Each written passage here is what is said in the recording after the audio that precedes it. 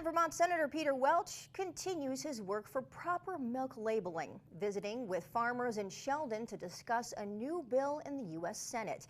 ABC 22's Matt Holderman went there to hear from them and learn more about the Dairy Pride Act.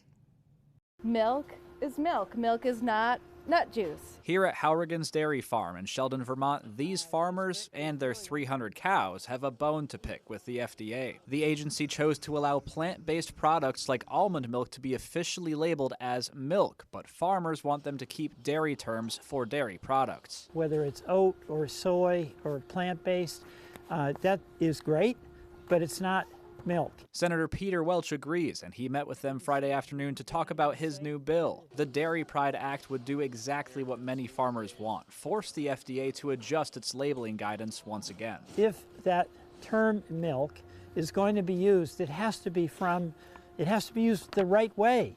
And milk is from a cow or a mammary gland. It's from the production of what we all understand as milk. And if you've ever spent time on a farm, you know this to be true. It is no 9-to-5 job, as many farmers are up before the sun is, coming out here at 4 or 5 in the morning to milk these cows, and in some cases putting in 20-hour days. Dairy farmers take great pride in all the effort that they put into making certain that it's high quality, nutritious. There's a lot of time that goes into it, a lot of thought, a lot of energy.